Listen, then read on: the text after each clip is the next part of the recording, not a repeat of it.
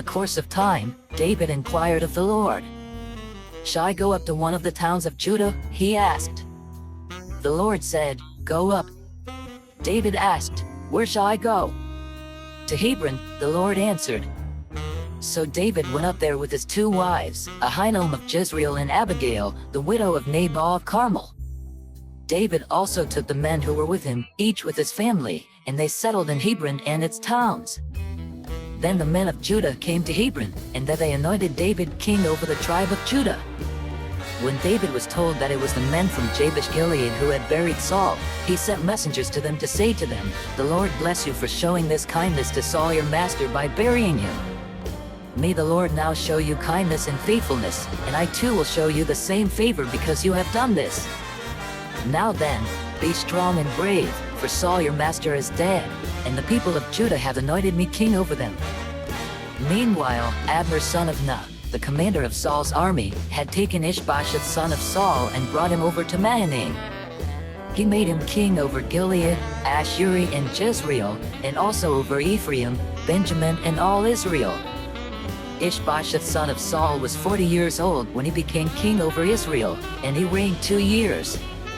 The tribe of Judah, however, remained loyal to David.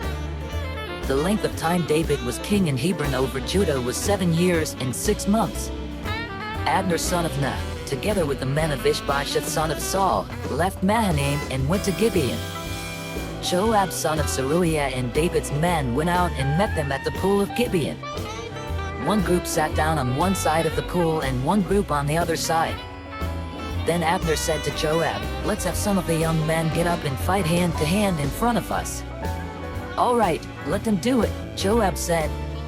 So they stood up and were counted off, 12 men for Benjamin and Ish-bosheth son of Saul, and 12 for David. Then each man grabbed his opponent by the head and thrust his dagger into his opponent's side, and they fell down together. So that place in Gibeon was called Helkath-Hazarim.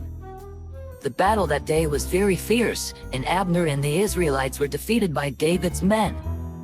The 3 sons of Zeruiah were there, Joab, Abishai, and Asahel. Now Asahel was as fleet-footed as a wild gazelle. He chased Abner, turning neither to the right nor to the left as he pursued him. Abner looked behind him and asked, "Is that you, Asahel?" "It is," he answered. Then Abner said to him, "Turn aside to the right or to the left, take on one of the young men and strip him of his weapons." But Asahel would not stop chasing him. Again Abner warned Asahel, "Stop chasing me. Why should I strike you down? How could I look your brother Joab in the face?"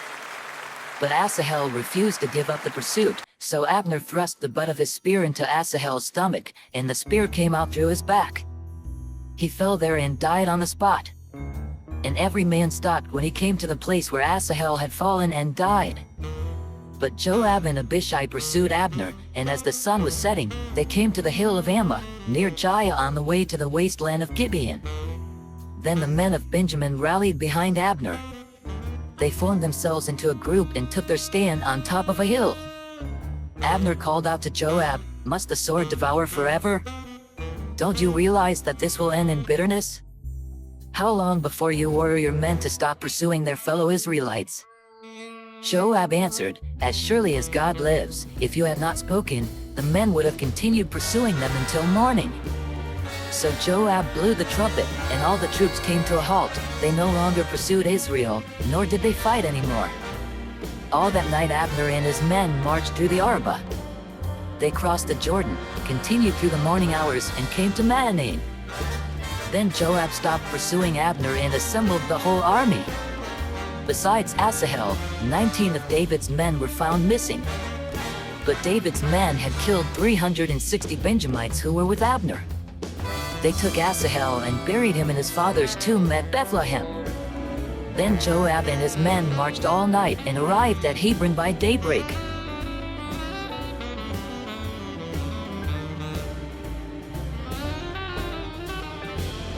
"Come, follow me, and I will send you out to fish for people."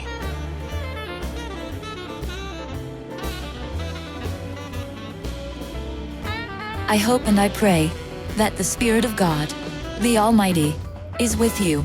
and that His Son and His Holy Spirit bless you and your family throughout eternity.